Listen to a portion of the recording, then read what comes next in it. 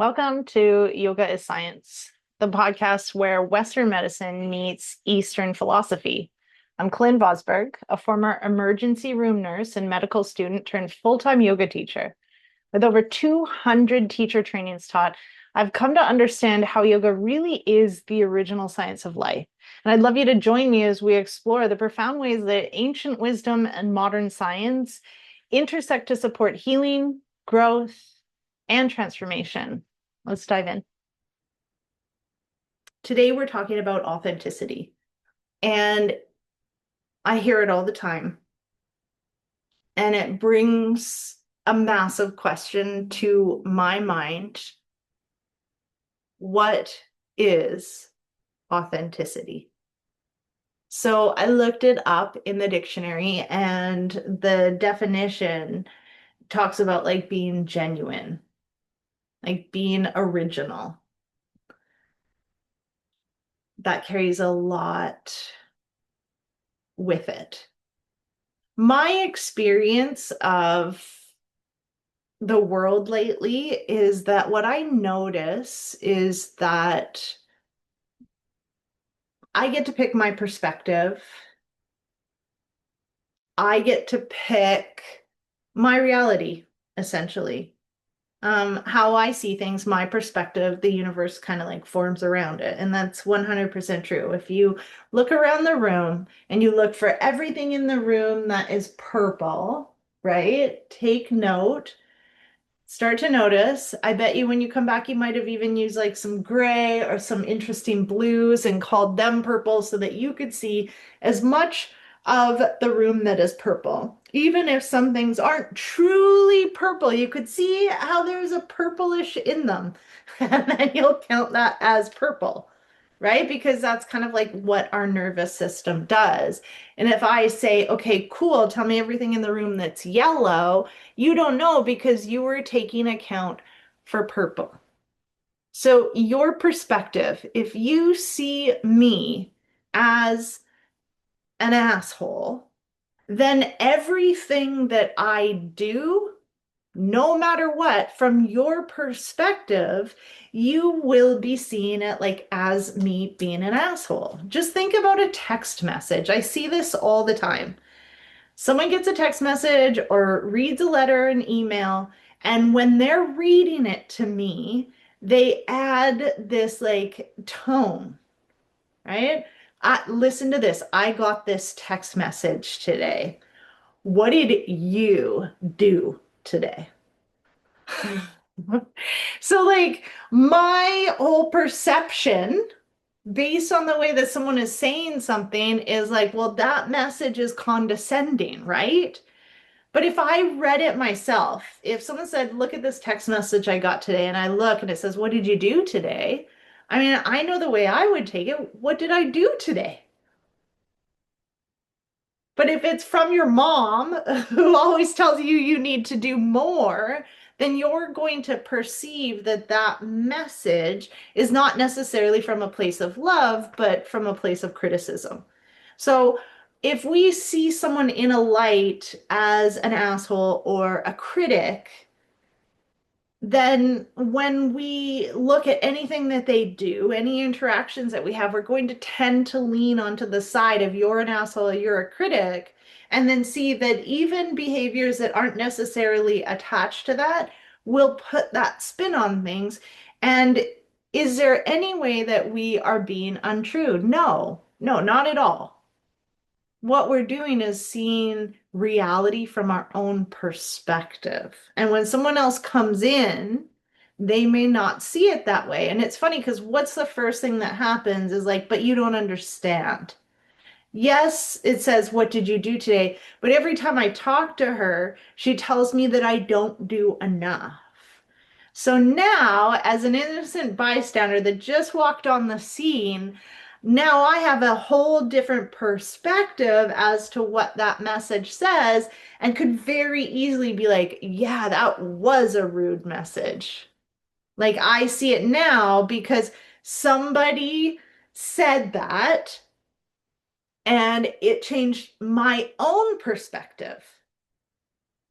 So then what is authenticity? Because if I'm authentic to myself, which how like genuine, if I reach inside myself and I look into my own feelings and my own conversations, and then I share that with someone, I often can make someone upset.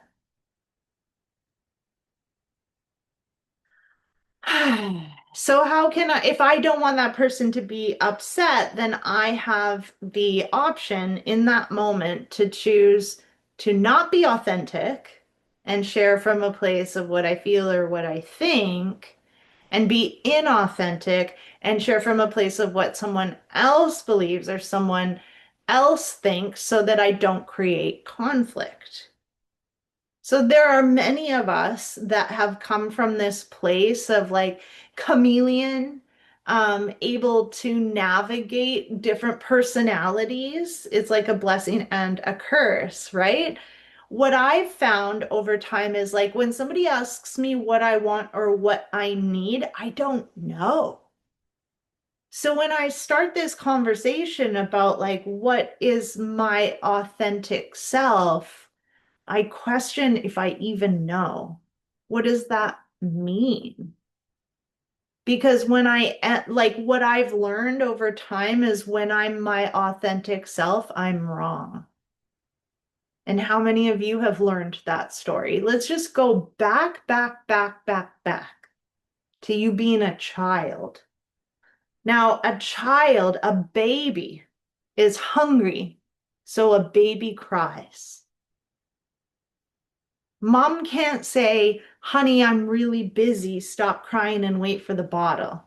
No, the child is authentically hungry, has pain, expresses through vocals, which are not words, are I'm hungry, feed me, wah, wah, wah. And the baby's probably not going to stop crying until they're fed.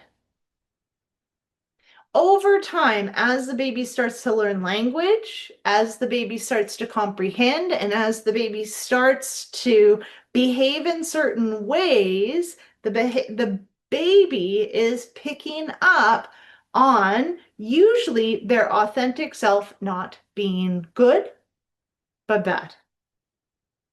So, 2 years old, learning how to manage or handle emotions.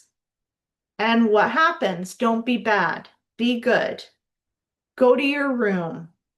Like there's so many um instances that I can think about from unconscious parents, like them not even knowing because they literally were taught the same way, that instead of guiding me on how to manage my emotions, telling me they're bad or wrong and that I shouldn't have them, I'm starting to wire my nervous system into like emotions are wrong, emotions are bad.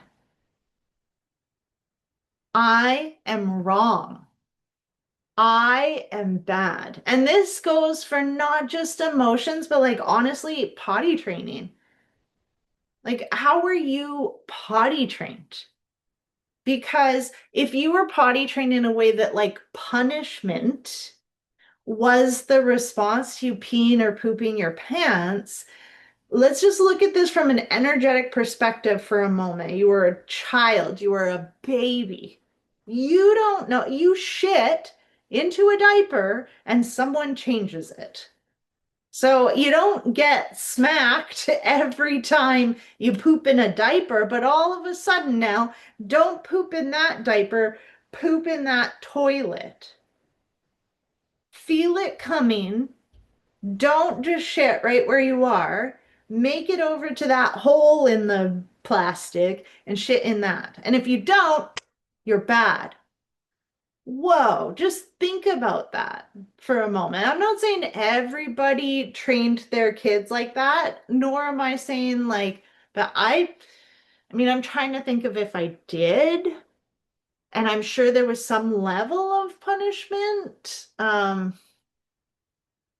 like, I know for me, it probably was because that was like the time.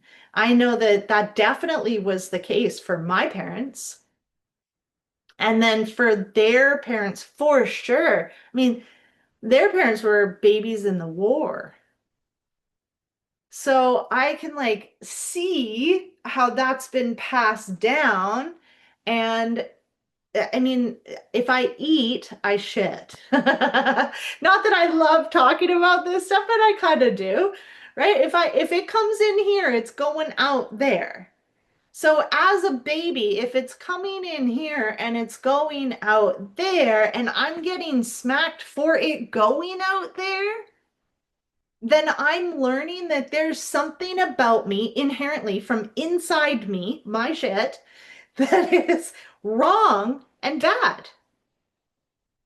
And that by me letting it out, I get in trouble. And I can't help it because I can't hold back my poop for the rest of my life. I need to poop. Eventually, the child learns, oh, it's about pooping in, not in my diaper, but over in that pot there. But what we know is that there is no conscious mind. So no thinking mind until like 9 to 12. So the baby doesn't think, oh, it's not about me pooping, and it's not about something inherently being wrong with me. It's about just like pooping in a certain spot.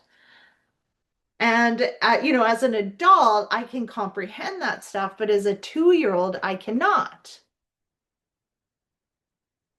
So, what we're learning without us even knowing what we're wiring our nervous system to is that there is something inherently wrong with me that I cannot hold back. Like my emotions and my poo, I could not hold them back. And that's wrong.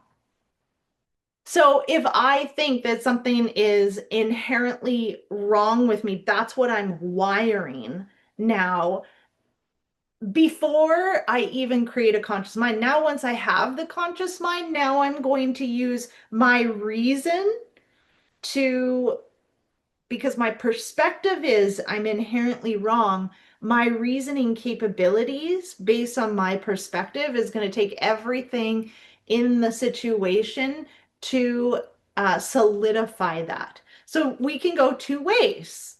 We can go, I am not wrong, I'm right, and I'm going to show everybody and prove to everybody, but it's still from a place of I'm wrong. Or I'm wrong, you're right, I am a piece of crap. And now those are the two perspectives that people tend to take. And sometimes well, I would say we probably take both on the regular because then we judge from our perspective. And one thing that we get is like, okay, I think that I'm a kind person and that I don't really ever have bad intentions. Like, I'm going to get you. I never think that. I don't think I'm going to teach you a lesson. I'm not saying I haven't in my life, but like where I am now, I don't think I'm going to teach you a lesson. Actually, what I really love is it's my job. And so if you want a lesson, you're going to come to me and pay me. And so I don't actually need to chase you around and try to teach you lessons because I charge for that. And so that's been really helpful for me in like, okay, cool. So I don't need to be giving people advice all the time. I don't need to be giving my unsolicited opinion. I don't need to be giving my opinion. I don't need to be doing any of it because you're not even asking for it. In fact, you're not just having to ask me for it, you actually need to be like a part of my program to get it. Does that make sense? Of course, I'm offering these things, but you could just literally, like so many other people, keep on swiping. The lesson is here for anybody that wants to take it, and you need to be willing to want to learn. So me forcing that on you, not going to help.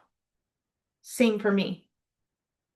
So if I walk through my life from the perspective of you're right, I am wrong, everything about me is wrong, inherently there's something wrong with me, then every situation that I go through, I'm going to see how that solidifies my belief or my perspective. I'm going to see everything purple in the room, and I'm going to see some indigo and call it purple. I'm going to see some gray that looks purple, and I'm going to call them purple. So I'm going to go through life and I'm going to continue to perceive all of the interactions as like something is wrong with me. I'm wrong. I'm bad. I need to change. So that will be the story. I need to change. And that creates the chameleon that can navigate many, many situations without conflict. And the damage there for me is that I don't know who I am. So when someone wants me to be authentic, all I know is that being authentic has gotten me in trouble. Being authentic has shown parts of myself that people have told me are wrong. At my core, at my base, that belief is playing out around me all the time. I'm really glad that I've seen that. That's my story, that's my perspective, that's my truth.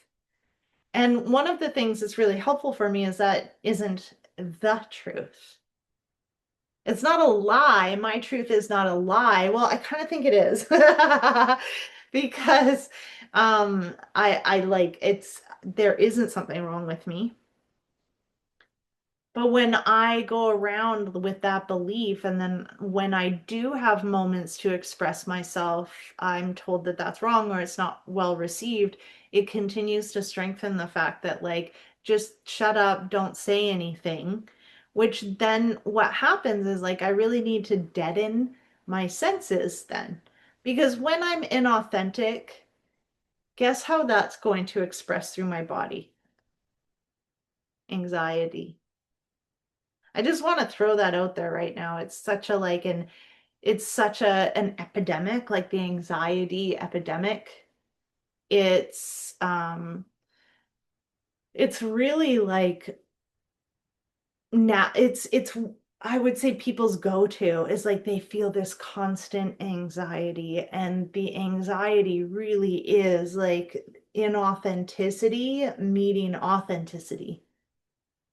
I'm behaving a certain way, but my whole body, which is where my wisdom lies, my physical body contains my nervous system and my DNA that has been evolving for, according to history, thousands of years. But I imagine it's more than that.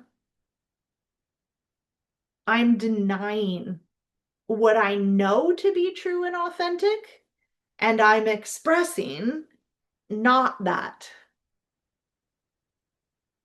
So great. Maybe this is landing. Oh, no matter which way you go, you trying to prove yourself not to be a piece of crap, or you totally like are a piece of crap. Either way you go, the way that you show up in the world, if you have anxiety, it's literally your body telling you you're being inauthentic. That's what anxiety is. Just throwing that out there. So what does that mean? That means, honestly, I talk about the koshas, and maybe it's time to do a breakdown on the koshas again. Well, one of the koshas inside of the body is called Vijnanamaya kosha, and that's your wisdom body. That's your intellect. And what that means is like your body knows. You can read 1,000,000,000 books on like the body keeps the score, the body speaks the mind. The reality is like this physical body is manifesting your thoughts. And what is the language of the body? The body doesn't speak English. The body speaks in different ways. So one thing that I learned about my body is that like I have spent so much time in my head talking bad about my body that I've numbed my senses. So for a very long time, I overate. I ate and ate and ate until I was so full that like it almost was uncomfortable, like turkey dinner. And I would sit there like, uh. But that was all I felt. And so to me, through my training, that was full. And yet, full is not that. That's overfull. So I had this one day where I was like, whoa, I totally woke up to the fact that I've been overeating my entire life, that I have not listened to my body, and that my body is giving me cues all the time. And so I started to connect and actually change things, my relationship with my body, and then I listened to my body more. And now I don't eat until I'm over full most of the time because it's uncomfortable. And this is how we start to get in tune with our own authenticity and our own wants and our own needs, and start to connect to like who we are, not who other people want us to be. And that when we become skillful at our emotions and skillful at our conversations, or I just said that, skillful at like navigating tools, using them, not just telling other people how to use them, then we start to tune in to our own authentic selves. It's been a journey. For me, it's been recognizing the different stages so I can open up and then go deeper. And where I am now is recognizing, like literally as I walk around right now, I'm hearing complaints. And those complaints are about everybody else and their behaviors. I don't really hear like a lot of responsibility or accountability. It's just like, I'm so pissed off about this. I'm so pissed off about that. I'm so upset about this. And it's usually like someone else's behavior. And while we can be upset about those things, like I just wonder how it's helping. Constantly complaining about how other people are doing things wrong, constantly judging other people. How's that going for you? How is your life? Are you happy, or do you sometimes sit there and wish that you could find happiness? When you make a wish, what's your wish? I was always like, I just want to be happy. I just want to be happy. I just want to be happy. And I could tell you, I definitely was not happy when I was spending a bunch of time pointing my fingers at other people and then blaming them for how I feel. And once I started to realize that, then I started to notice that other people are doing that about me. And that I'm reacting by behaving the way that they want me to, which is not authentic. And then starting to notice patterns. So when I do stand up for myself, when I do speak up, when I do say I don't like that, other people do not respond like the heavens have opened. Colynn spoke her truth. Ah! Which is how I thought it would go. I thought everybody would be like, you have done it, Colynn. You are amazing. Everybody's naked, everybody's dancing. Colynn was authentic and said, I don't like that. It did not go that way. Do you know how it went? Like the complete opposite. Everything that I was afraid of ever happening happens. I say that's not okay. Someone says, we're not you. What do I want to do? I want to shut up. I never should have said anything. Why am I so demanding? Why am I so selfish? back to like closed and being inauthentic again. Next stage. No, that's not okay. No, I don't want to be upset with everyone. So when I do speak up, it's from a place of like feeling bothered. And that's okay. Because I don't walk around telling everybody how they should behave, giving everybody my opinion. Honestly, I get asked for my opinion. How do y'all like that? Because I don't give it freely, I get asked for it. Which means that when I say it, I take time to like dive deep into like what's the best advice for this person? Because most people give advice based on their own experience. I hear it all the time. Oh my God, if that was my boyfriend, he'd be dumped. It's like, yeah, but also like your boyfriend should be dumped because of the things he's done. But that's okay. But it's not okay.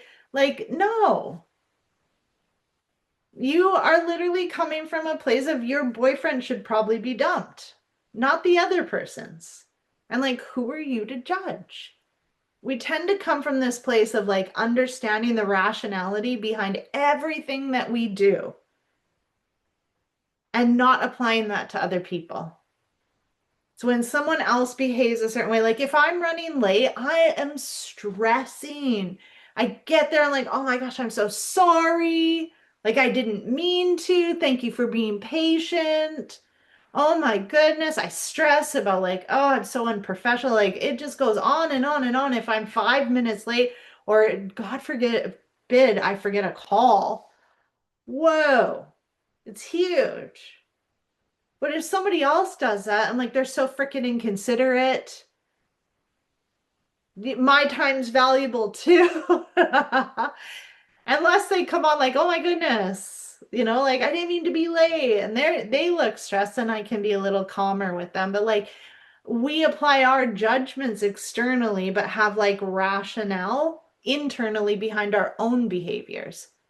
So I do really try to be like, okay, this person probably has a lot going on. It's still, I'm pretty big on like my time is valuable. So if you book a call with me and you're a no-show and that was a free call, don't bother booking another one because I made it to this. You didn't. And then, I mean, sometimes if it gets a call like, oh my goodness, da da da da da da da, I can understand. And there you go. Okay, cool. But like also just like not addressing it, don't bother. We're good. Because then I'm just going to call you on excuses. And that means that you need to take responsibility or we're going to have conflict. So I know there's a lot. I'm throwing out a lot, and there's way more to dive into. I mean, we need to talk about the nervous system. We need to talk about the four emotions. We need to talk about personal responsibility. Those are all things that are coming. This is like a seed planting to open up, to start to connect to like, okay, if I'm just running around judging, it's because I'm judging myself. And if I'm judging myself, I'm not showing up authentically in the world. So the first thing that I did was become aware of that. The second thing I did was start to work on my judgments of other people and notice when I'm judging, because when you point your finger at someone, you have three fingers pointing back at yourself. So, okay, if I'm judging, then why am I doing that? Because I'm probably judging from a place of like that being in me. So that's the next piece is like just becoming aware of my judgments and then doing my best to like call myself out. I didn't need to say that. Not from a place of beating myself up, but just from a place of acknowledgement. Oh, wow. Okay. I didn't need to say that. Then from that place, I'm able to start to like think of things that I want. Like if it's starting to tune into my body literally can tell me anything. So if someone says, "Do you want to go to the lake today?" There's an initial response in my body. I need to tune into that to like, does my body want to go to the lake today? And if it was like, because I knew that, I got to pack up and I got this and I've got a bunch of other things, like, that's your answer. If it's not a hell yes, it's a hell no. So that means that you need to tune into yourself, which means less looking externally and more looking internally. More connecting to my own body, more taking cues, and then more moving from that place, which sometimes will lead to conflict. In order to be authentic, I need to look inside. And then I start to know what my wants and my needs are. I have a perfect story. I was having a conversation with my sister one day, and we were talking, and I was getting so annoyed with her. Like, I was sharing, I had had an argument with my partner. It had been done, but like, and I was sharing about it. And I kept saying this happened. And then she'd be like, blah, blah, blah, blah, blah, blah, blah. I'd be like, I know. I like already said that. But like, so what did he say? Well, he said blah blah blah. Well, blah blah blah. I'm like, I know. Like I was getting so mad. Like, shut up. I'm trying to talk. I'm not asking you to fix this. And in my head, I realized, oh, I'm annoyed. Now I'm saying I'm annoyed at my sister, but she's just trying to help me. So why don't I tell her what I need or what I want in this moment? And what I need is for you to listen because I am venting right now. It's already dealt with. The situation is complete. I know what to do. I did it. We're good. And I'm trying to tell you about what happened. And she went, oh, okay. And then she listened. I wasn't annoyed anymore. So in that situation, and then literally the next several calls we had, she'd be like, am I your coach or am I your sister in this moment? And I'd be like, sister. And then one time I was like, coach. Because I was looking for like a perspective, a different perspective. Like everything changed because I spoke to it about my needs and my wants, and she received it. What I normally see in that situation, remember I coach people all day long, is the annoyance that I felt. I then get mad at my sister. You're always trying to fix everything, blah, blah, blah, blah. I'm not going to tell you anything anymore. Click. Now, my upset isn't my upset, it's because of my sister. My sister made me feel blank. When she didn't, she's literally just trying to help me. But because of my perspective, is that, like, I don't know, she thinks I'm an idiot. She always tries to fix everything for me. Then I made that true. But that wasn't like the truth. So when I looked inside myself, I'm feeling a certain way because I'm not expressing my needs or my wants. So how could that have gone? Well, it did go that way. I said, I don't need you to give me advice right now. I'm just trying to share. I just need you to listen. And she said, okay. And she listened. If she said, no, you need to blah, blah, blah, blah, blah, blah, blah, then I think I would start to recognize that she doesn't want to respect my wants or my needs. And so I'm not going to go to her and share these stories with her anymore. I asked for what I wanted or needed. She didn't want to give it to me. And so we're good. I'm not going to talk to her about that anymore. Do I cut her off? No, that's not my jam, is not cutoff culture. Because honestly, there's a lesson there. There's like something for us to learn about communication, about our own selves, about coming back to self, about there's something so much deeper there. And if I don't learn it by communicating in that moment, then I will be given another opportunity to do that.